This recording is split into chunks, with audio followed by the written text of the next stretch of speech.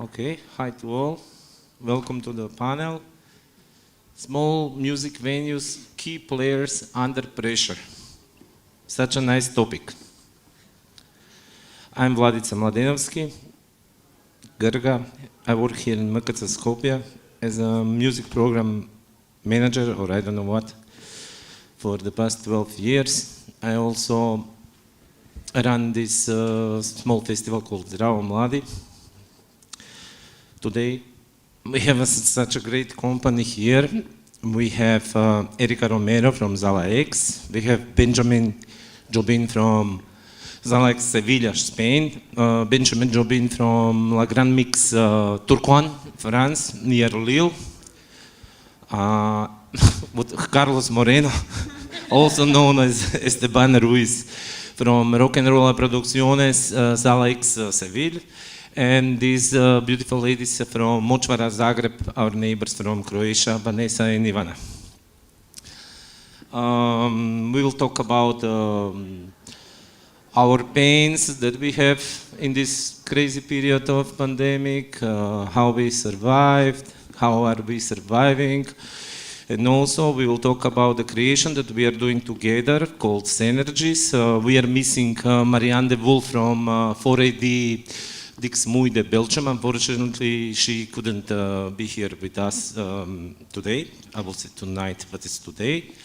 But with her heart, Marjan is here, and we hold her in our heart too. She's a wonderful person from a very beautiful venue in Dixmude, in Belgium, 4AD. So I will start with Erika, who is also should be the moderator. I'm just a host because I'm here, like you're on my ground. So yeah, the reference will be towards me, yeah. So Erika, you start, introduce yourself, tell us where you're coming from and what you do in your life. You're the host, so double host. I'm coordinating the project as part of the team Salaikis. This project is called Synergies, the word scene and synergies between music venues in this case. And we got together the venues that are here today plus 4AD that they couldn't be here today to exchange good practices, to stay alive basically as small music venues. As you know, with festivals, it's difficult to compete with when you are trying to promote upcoming bands. It also makes it difficult to make maybe some economic profit that keeps the venue sustainable. And then we wrote the project before COVID, but I think it's even more relevant at the moment because the difficulties are even greater now. So basically, what we are doing is we are collecting good practices that each of the 5 venues have, and we will put it together in a toolkit that you will be able to find online. So if you are part of a music venue, you might be interested in checking out the website, and you have the banner there and everything. And the banner, very nice banner that Marga printed for us. So yeah, and yesterday we had our first training together that the people here at MKC, the Grga and Marga, they presented 3 good practices that they have that were really interesting. And we worked together on how these are applicable in other venues, and yeah, looking forward to continue working on the project, I think. It was our first meeting live. We have some meetings also online previous, just for the European Commission to sign that we have it. We have these meetings online, yeah.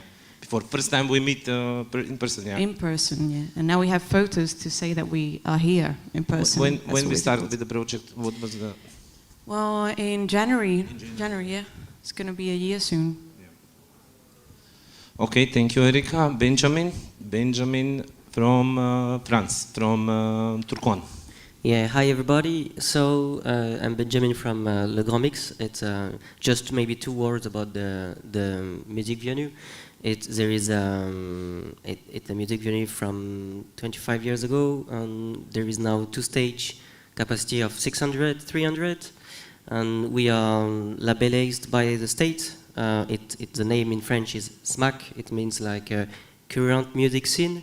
So we are following three rules. It's live music with promotion for local artists, regional artists, but also national and international artists. We are working too in something we call cultural action. It means how to reach community and publics that are not going often to the music venue. So it's action we do in high schools, schools, jails, even hospitals. So it's maybe a more social way to work with cultural and music. And in fact, there is a third part that it's the promotion of artists, supporting artistic creation. So it's more like residencies, welcome producer, artists, and give them the opportunity to have access to maybe the stage during 1 week to work the creation. We have a bit more specific, other specific project like European cooperation, like today we are meeting here with Synergy. It's maybe 10 years we are working in European cooperation, diverse European cooperation. And we try every day to be a social place of meeting for people, because we are really in the middle of the city of Tourcoing. And we developed a restaurant for the lunch, something really similar than here, in fact, but maybe more smaller. So we try to be attractive with good, like a price policy. It's kind of cheap for friends, like to eat maybe. €7 for a lunch. We try to, been there. yeah. So, yeah, I think it's the main things about Legomix. So.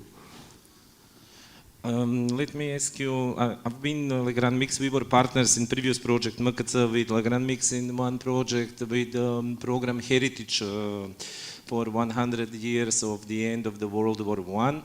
It was also Marjan from 4AD, your previous colleagues, Henk and Benjamin, Boris from Legomix. I want to ask you, are the bars open in Tourcoing after 10 today? Not in Corona, just like regularly, because when we were there, all the restaurants in Tourcoing were closed in 10 o'clock. All the bars even, yeah. In fact, the hours to end the party, it's kind of midnight, I think. So, Sorry?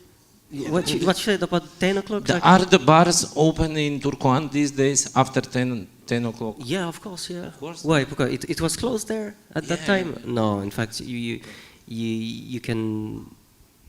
I don't know, we open like 7... You don't live in Tourcoing, you don't know, yeah. So, thank you very much for the presentation. Legomix is an amazing place. I know that you were renovating for 2 years and then Corona happened, so you are like 4 years in a sort of half pause there, pause, work mood.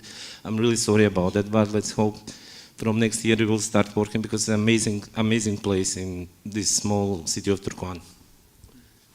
Esteban. Hello everyone. Thanks everyone for having us, projecting these ideas that we had and that we now are working on together.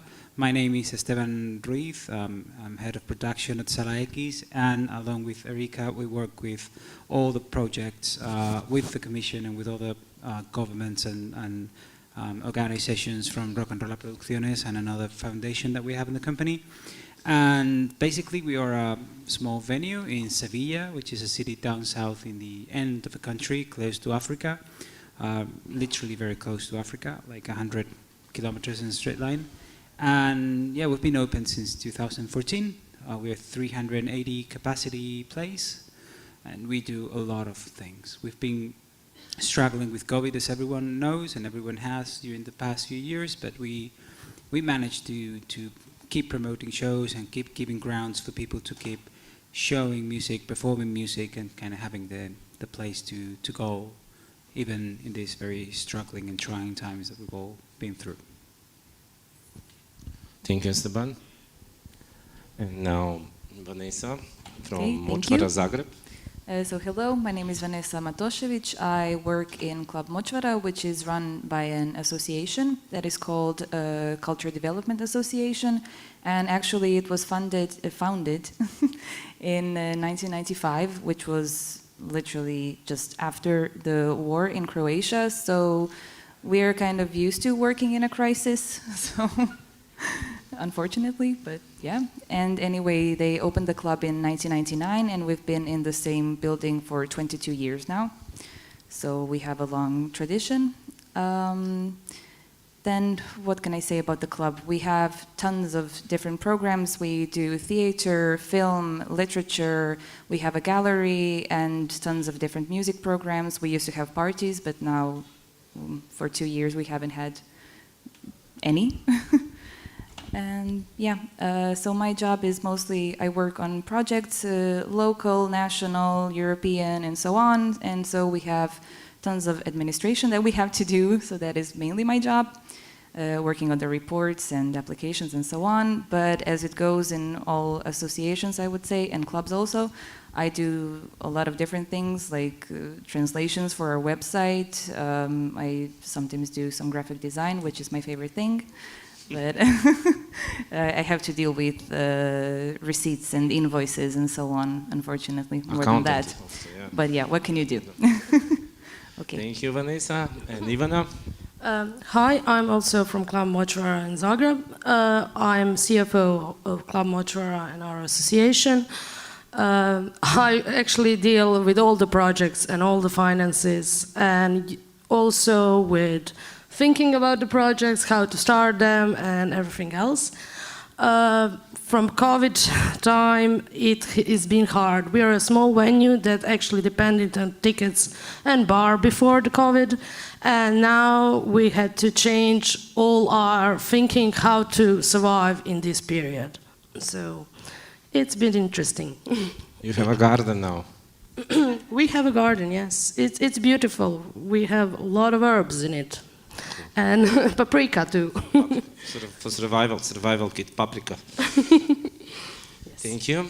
Now Erika will present our project, how we met actually, because we don't know each other. Makaca and Alex have never cooperated before, and thanks to Erika and Esteban, we get in touch.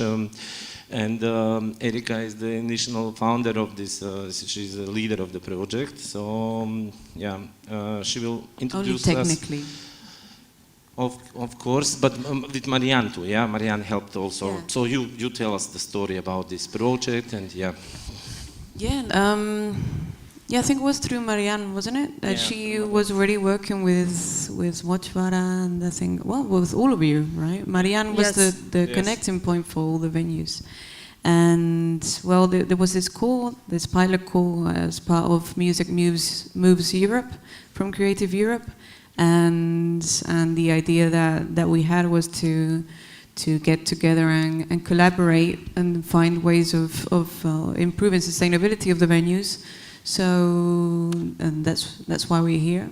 I think it's relevant, and I wanted to ask you maybe so that we can continue talking. Why, like, we got together to do this because we believe that grassroots venues are important. Why, and in what way? Like, I have some ideas, but maybe, I don't know, Benjamin or whoever wants to step forward. Like, why is it important that small venues are kept alive? Although, actually, Makaca's not really small, is it? Yeah, we are part of Live Europe too. I don't know what we'll be doing here with you. Like, yeah, that's true. Well, just kidding. But you know, on one panel on some previous event, we were talking also about the small venues and how important are they for keeping the music scene alive. You know, for the young artists, emerging artists to have a space and to present their music and stuff. And it's very important, I think, also for the venue like ours, like small venues we call them, yeah, to build this image and this identity, to, you know, like the artist to feel safe and to feel welcome, also to grow the audience and people who trust the program in this venue. So basically, when you and Marjan called us, we said like, yeah, okay, this is an interesting project. Also, it's like 2021. Then it was like 2019. But we need some good practices also regarding some stuff like ecology. We still have plastic glasses here, you know, straws even, you know, like in these days. I think in Croatia now the straws are forbidden everywhere. This plastic, like. We need to go further as an example because Macedonia is a little bit behind this ecological things that are happening, especially I think in France, they are like totally hardcore there. And yeah, so we said like, this is good, this is a good project, and we will learn something from you guys regarding some stuff that are have to concern us, like as soon as possible, like today, you know, like yeah. Yeah, and for example, from my standpoint, I'm first and foremost an active musician. I keep recording records and I keep touring.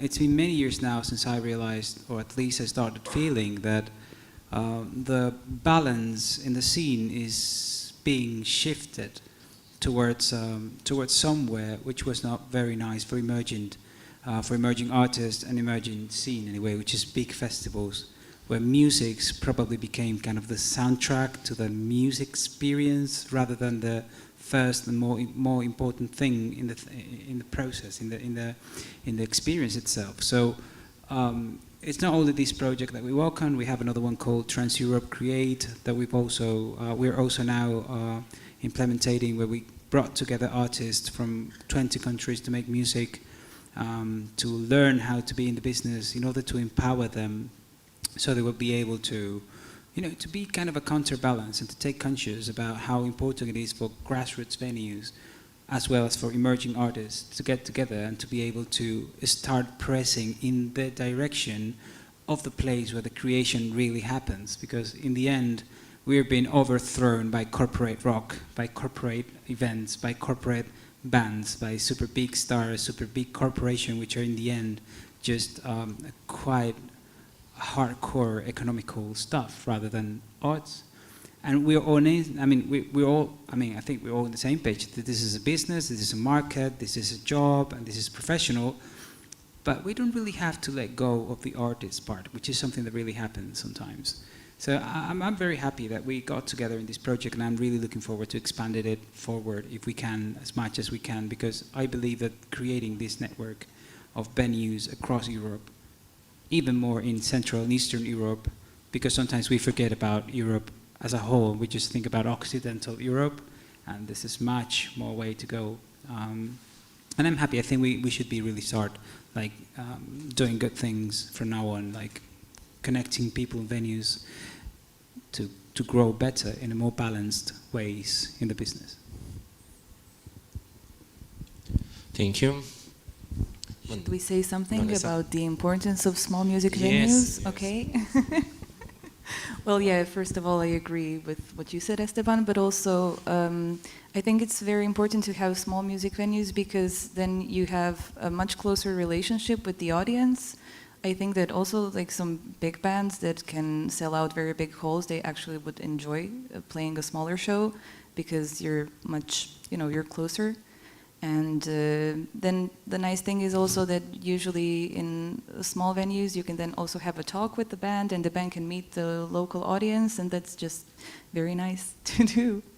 And if there weren't any small venues, I mean, where would young bands start? Like unless you've been on like a show like The Voice or something, and then you can go straight away to big halls. But Which is not music but television, by the way. yeah. Yeah, I agree with that. Yeah, that's it. Benjamin, small venue from Turkohan, Yeah. Legomix. You are new in the project because, or you started. You are new in Legomix, or Yeah, like I'm new in Legomix. I start my job maybe in May 2020, so it was the beginning of the epidemic. Yeah. So good beginning. But I think for the music venue Legomix is really important, but it's not the only music venue in France like that. It's the label maybe is given for 140 music venue in all France. So it's a global activity, in fact, that we are doing all together, even if it's independent, like we are a non-profit organization. So it's business like you said, but we got granted from the public authority, and so we can focus in the work with the artist. So for a career of artists, we're in the beginning. We discover them, we support them, and we give them a chance to become, for some of them, professional, because they can have like a real support, like a place physically, and we give them maybe sometimes some formation about how to deal in this business that can be really big and imposing at the beginning of a career. So what is good is, like, if I look the last 25 years of the Legomix, there is hundreds of artists that keep being artists. So I think we did a good job if we met them at the beginning of their life, and they are still working on it too. But maybe we have to look that even if we're in the beginning, maybe it's a good value for them, but with the time we lost a bit the value for us, because when they start to maybe to go in another network, maybe more business, more touring, we lose them a bit, because we don't get the value anymore. So maybe we need to still work on it, because we discover them, but after maybe 5 years, we kind of lose them too. Man, it's a normal life, it's maybe. Normal. It's like sopranos, ducks. You know, you have Tony Soprano with the ducks. They're flying. They're growing. They fly. They fly away. Yeah. So it's quite normal. It's okay. But it's okay. So kind of a meeting between, like, a cross music venue together. It's really nice for us, because we got experiences for the other music venue. And I will be interested to maybe listen people from the public, from other music venue, because we all have a different point of view, even if we kind of do the same work. Like the last 5 years, we were focused in sustainability in music venue, so we didn't work so much other subjects. So now we are talking about, I don't know, maybe the ticketing policy, or I don't know how Green Garden can be in our project to reach other public, and at least bring them into the music venue to realize that in their cities there is music artists that they can listen for, sometimes for free, sometimes for cheap, but always with quality.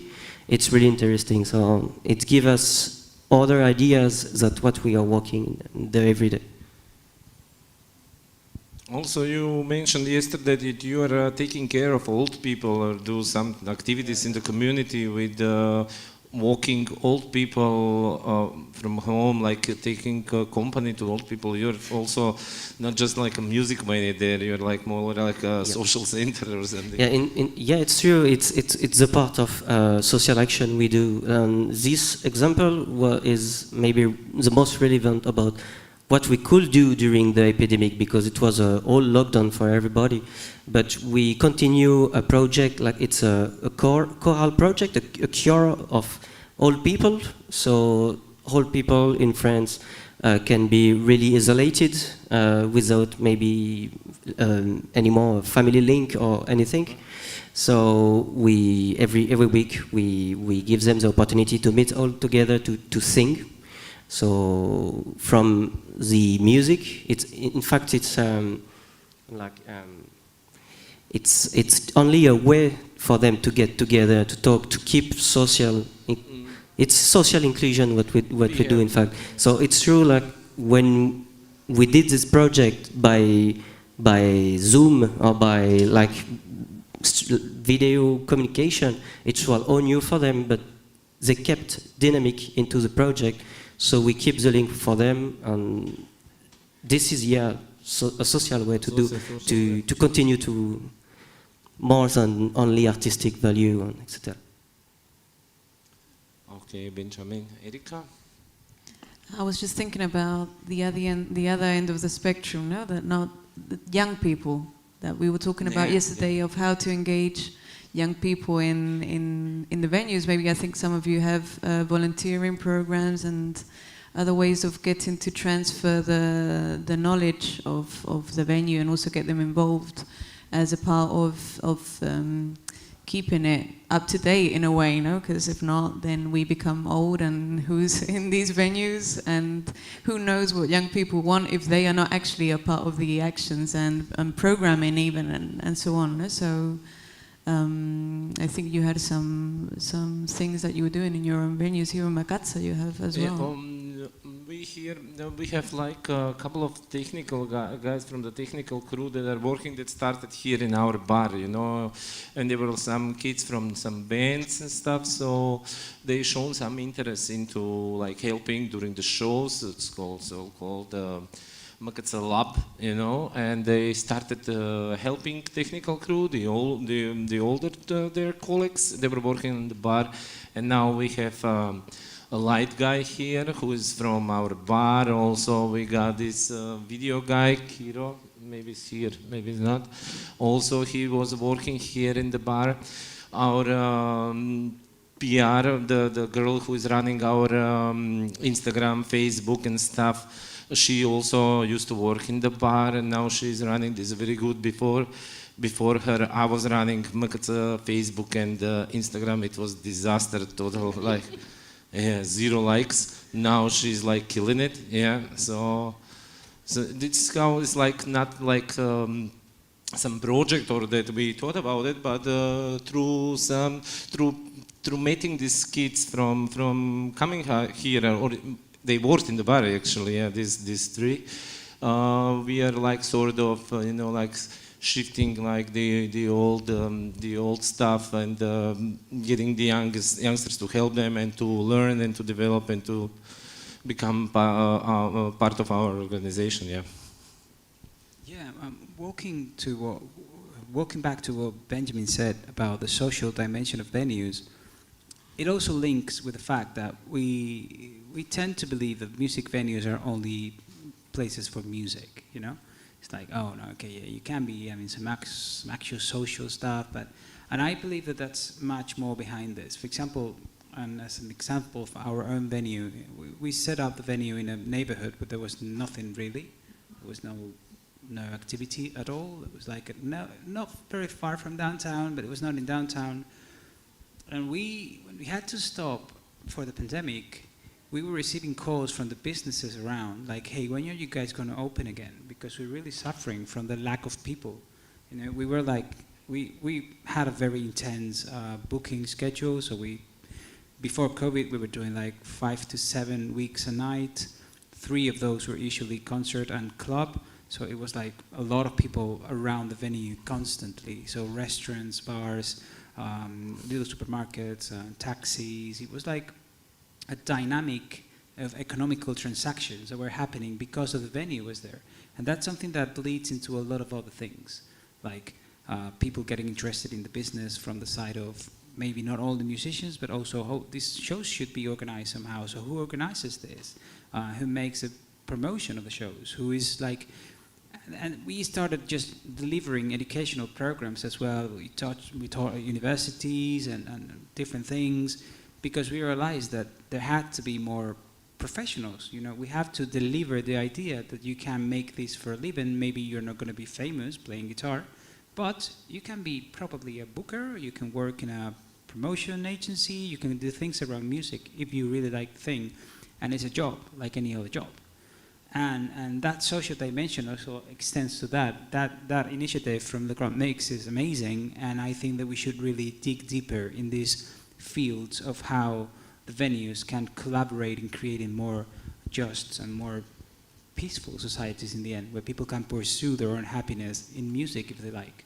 And we have this role that we have to foster. You know, we have to work in that. That's something that we really have the responsibility in doing, because we are the venues. We have the places, and we have somehow the possibility to create this network. That's what our project is about, actually, to exchange good practices.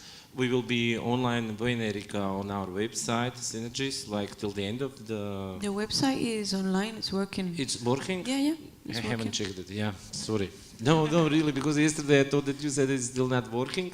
But we will present all our good practices from our venues there on this website, and maybe you can check them out. Maybe, I don't know, because, you know, it's not about that I will invent something, or I mean, I'm not the smartest guy in the world, but you know, you can steal something, some idea from somewhere. You go somewhere, you say like, this is nice, you steal it, you know, like, hop, that's it. Yeah, so this how we can exchange ideas. I say steal it, it's a Balkan way of saying, but we can exchange ideas, and then we can develop our venues, and you know, getting better in like getting better, just like getting better, like as a person, as a venue, environmentally, socially, and like yeah, politically even, yeah.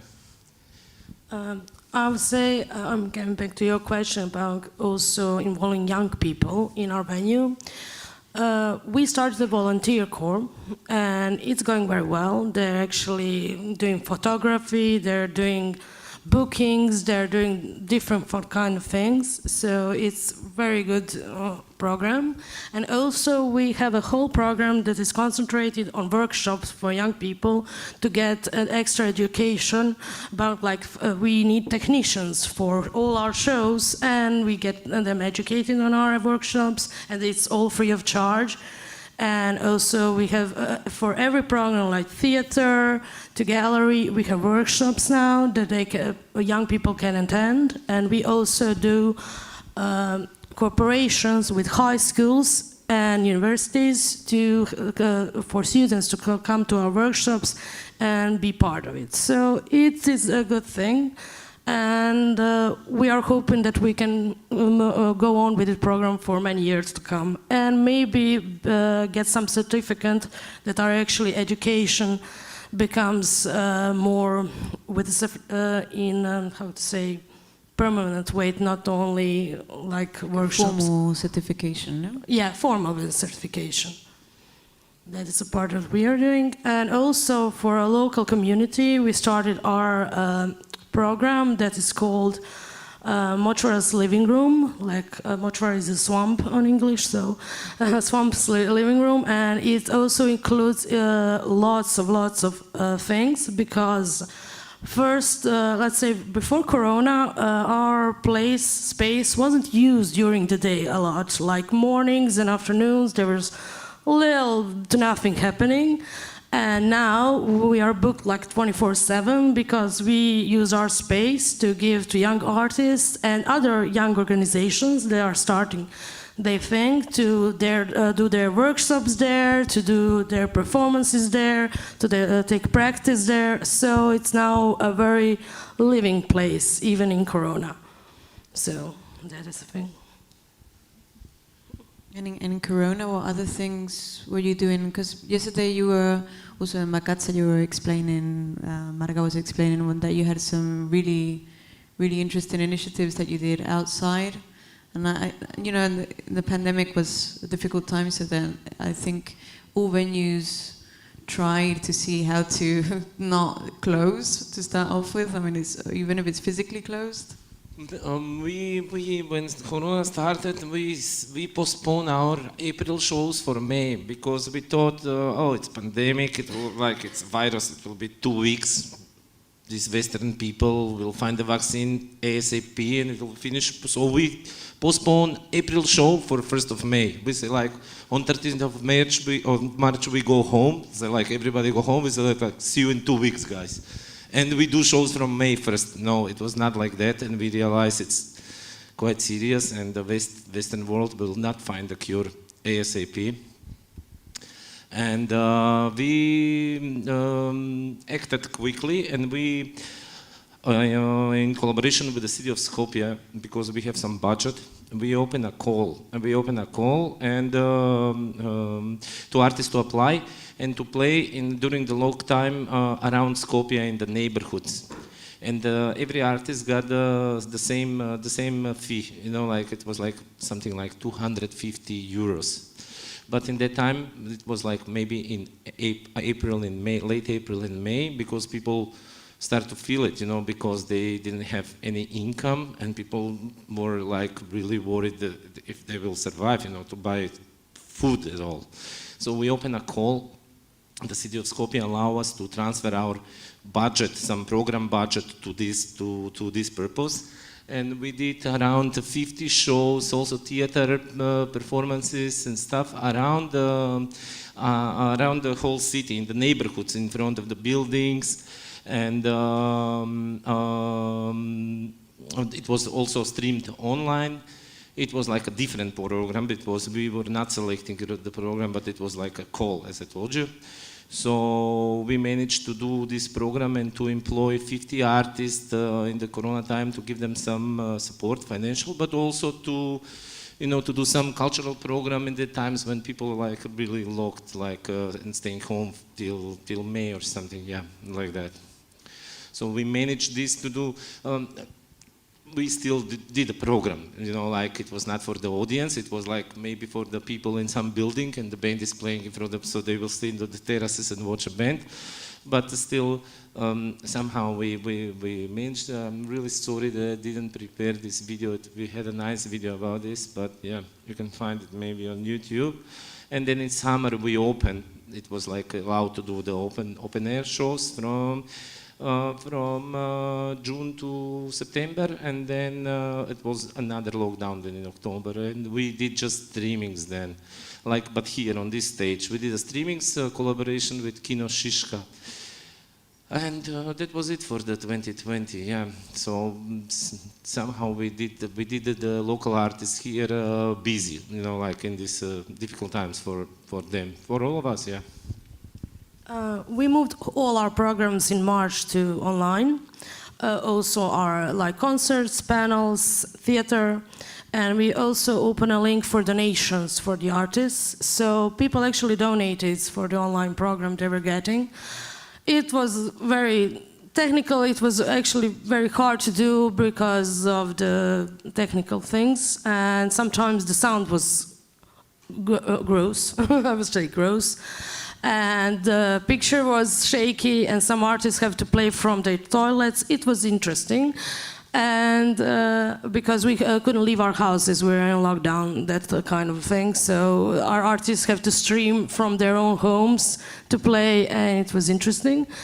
And also we are NGO, so we had to push a crisis finances button when everything went, because there were no more tickets, no more bar sales. We only left with some money from the projects.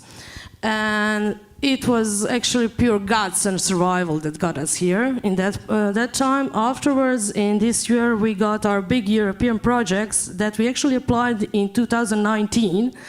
And when we applied it, it was made for growing our organization and stuff like that. And we had to change the whole change the projects, rearrange it to fit us now in Corona for survival.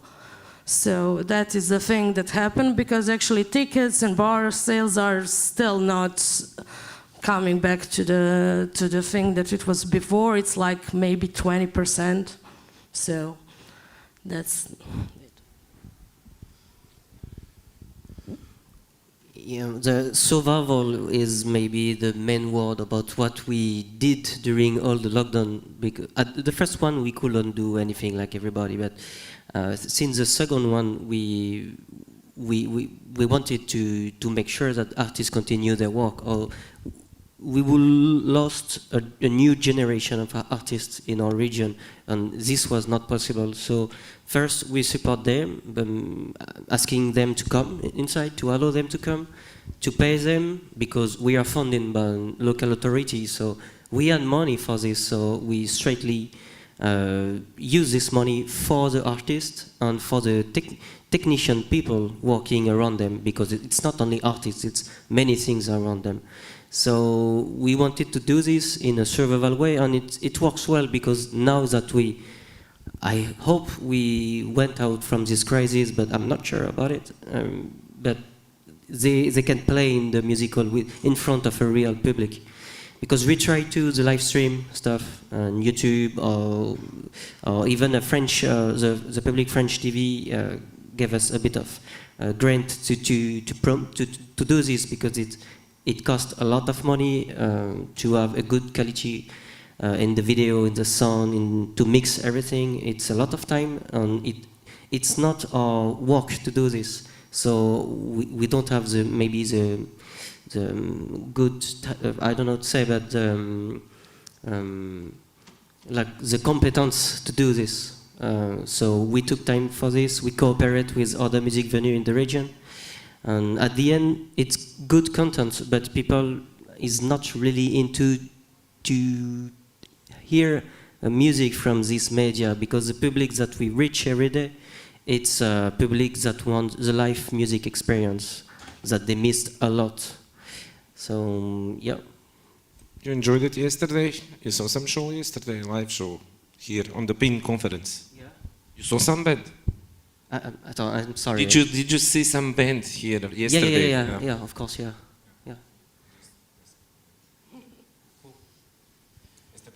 Esteban, please. Yeah, there is something that we realized during the lockdowns and pandemic at the beginning, I think, which is how extremely weak our position was as a music sector in the lobby environment. At least, of course, I'm not aware of every situation everywhere around the world, but in Spain, we found ourselves in this situation where we were told that we, and now I'm talking as a cultural sector, we're kind of emotionally supporting people during lockdown, speaking on the wide spectrum of arts like music, cinema, television, all this stuff. But then we were never considered essential for any other thing.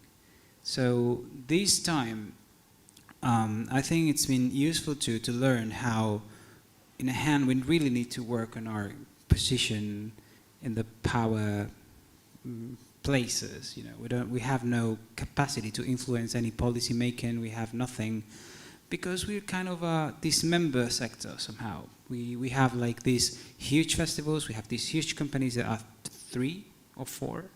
If you look at the business structure, so there's not that many people. In Spain? Everywhere, pretty much.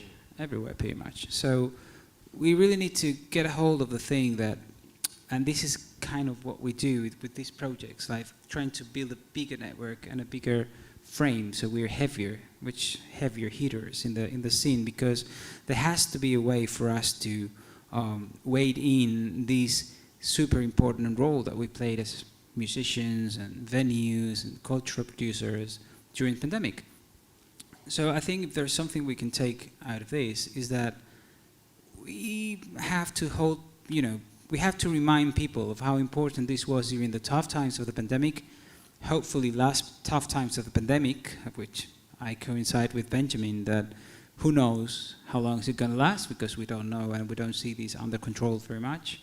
So yeah, we really have to work on that. And in the other hand, I think that there is also this thing that we had to do, like when the pandemic hit our cities in Spain, we saw with very high surprise that restaurants could have someone playing live.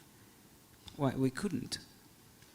Here, no. It was here, like, no, yeah. okay, Here, we're a no venue. live music. Why can't we? No, because you're like non-essential and it's a very risky experience. And it was all about the lobby thing. It was all about how the tourism in Spain is just kind of a very, very big thing. It was, everybody had to support the restaurants, the travel agents, the hotels, and music was not that important anymore. So we have to come together and think about ways to build a bigger, more effective machine to pressure those who make decisions.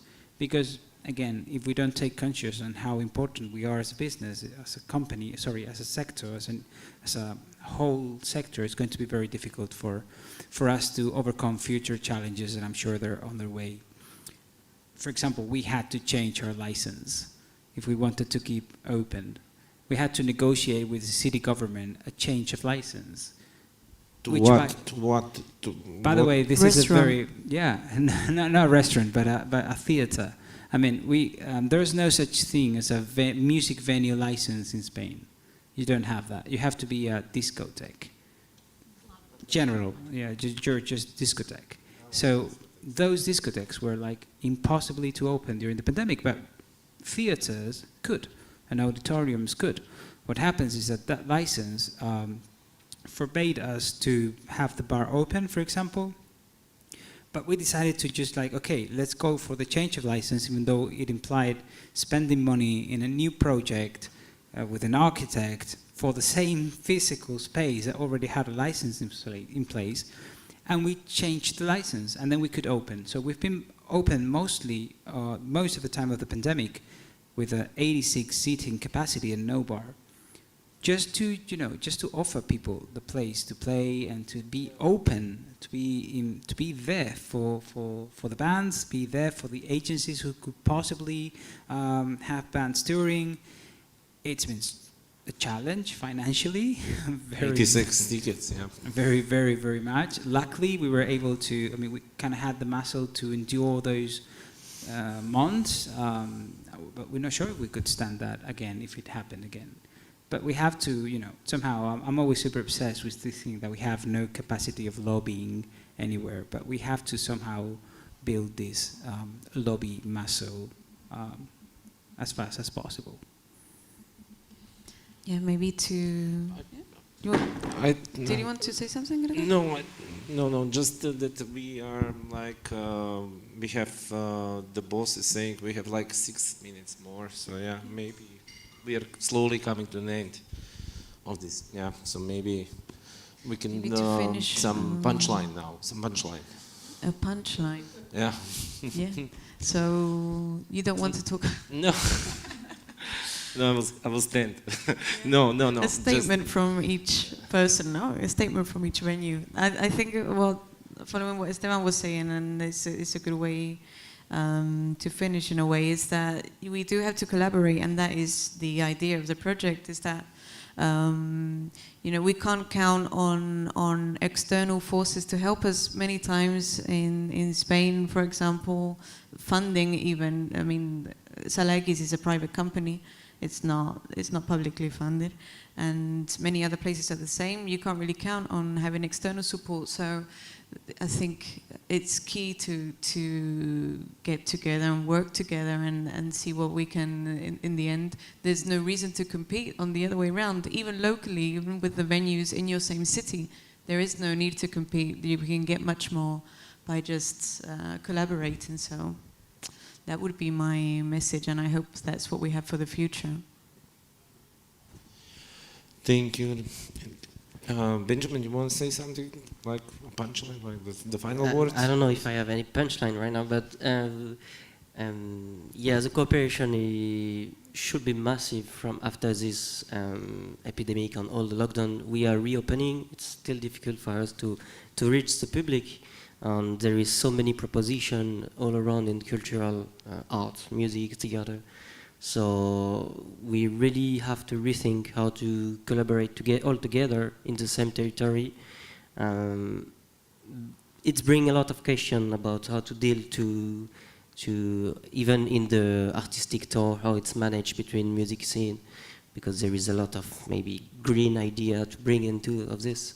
But all together, at least we can mixed a lot of this good idea and finally propose something interesting for the public, but sustainable for our economic and our territory, and promote what we love to do, so arts, music, theater for some. Thank you, Benjamin.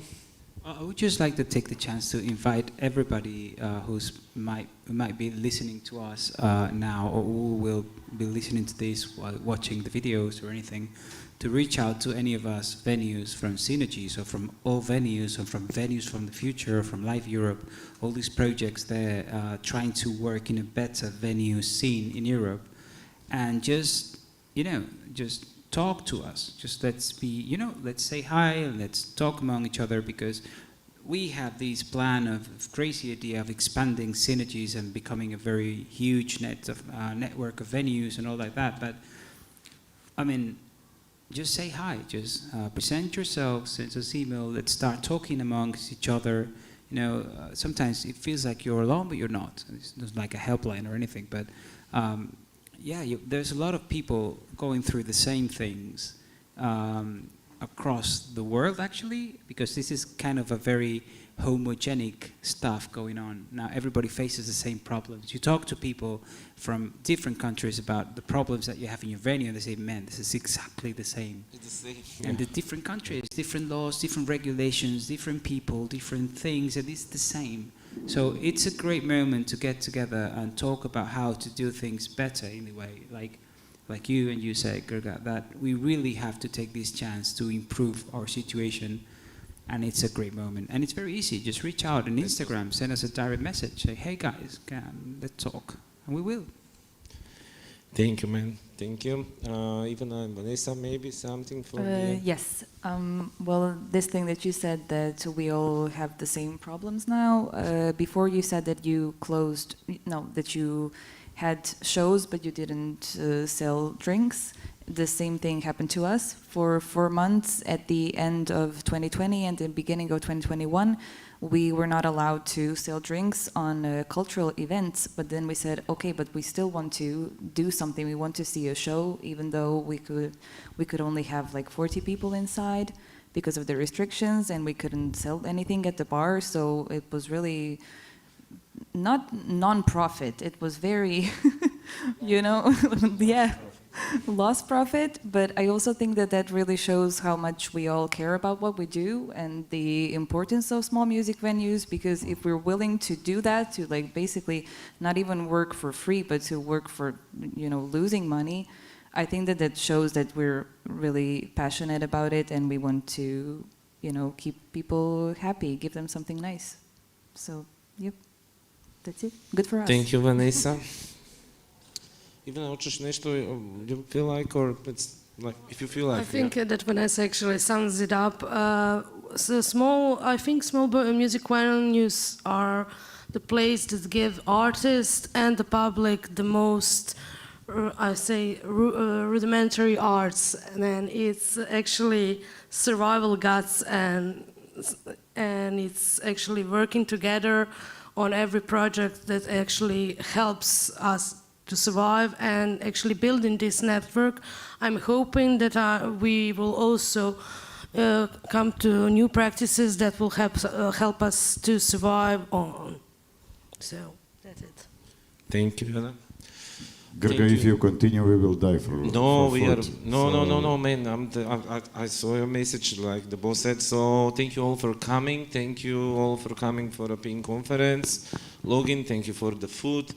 We'll go upstairs now. There is no Q&A. I mean, yeah. Check out the website, synergies.com. I will check it too, yeah. synergies.com. And see you tonight at the wonderful PIN conference. Tonight there is shows, and the program is till 3 o'clock in the morning, I think, yeah, so we stay longer tonight. Cool. 3:30. Hvala puno.